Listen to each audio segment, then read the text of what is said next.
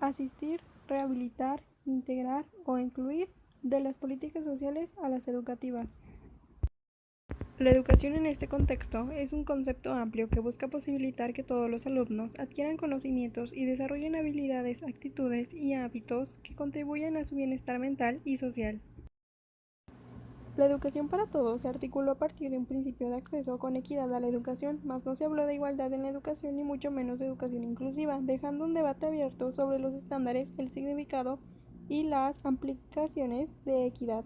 Esto fue lamentable, especialmente cuando años de debate y de la práctica habían mostrado que la equidad en la educación no ha significado igualdad en la amplificación de derechos humanos, en el caso de las personas con discapacidad y otros grupos vulnerables.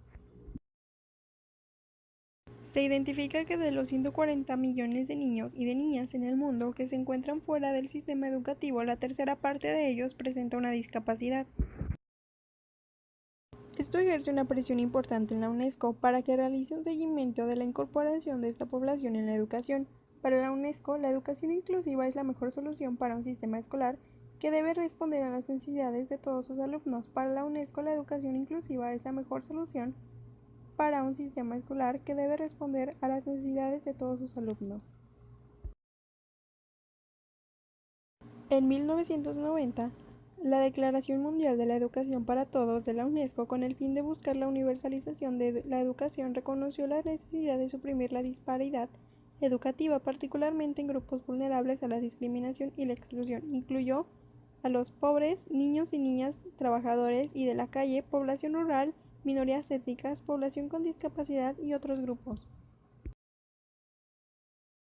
A partir de esta declaración se ha manejado el concepto de educación para todos, tanto de la UNESCO y otras agencias de cooperación internacional, en el ideal de un mundo en el que todos los niños y niñas tienen acceso y se les garantiza que reciben una educación de calidad. La educación en México. Los inicios de la educación especial en nuestro país tuvieron lugar entrada la segunda mitad del siglo XIX, entre los años 1860 o 1870, momento en que la educación escolar para las personas en situación de discapacidad se entendió y desarrolló bajo ideas de un modelo asistencial. Posteriormente, entre los años 70 y 80 del siglo XX, se implantó el modelo rehabilitatorio o médico-terapéutico. El tercer modelo de atención se inscribió desde una mirada psicogenética pedagógica para los sujetos con discapacidad entre los años 1980 a 1990. El penúltimo modelo de educación especial implantado fue el de la integración escolar, bajo la mirada de las necesidades educativas especiales. Y finalmente, entrando el nuevo milenio, los procesos de escolarización de personas en situación de discapacidad fueron circunscritos al modelo de educación inclusiva, que es justo donde nos posicionamos hoy en día. Modelo asistencialista. Comenzó durante el segundo periodo presidencial de Benito Juárez García, entre los años 1868 y 1872. En este periodo surge la educación especial en México y consigo las primeras acciones de escolarización para quienes fueron considerados como débiles y menormente dotados. El presidente Benito Juárez tenía como prioridad de su gobierno extender la educación pública, gratuita y laica a lo largo y ancho del país. En 1943 se fundó la Escuela Normal de Especialización de la Ciudad de México, la primera institución formadora de maestros de educación especial en México y Latinoamérica. Creó el Ministerio de Justicia e Instrucción Pública. Este ministerio estableció la obligatoriedad de la educación escolar, su gratuidad y su laicidad.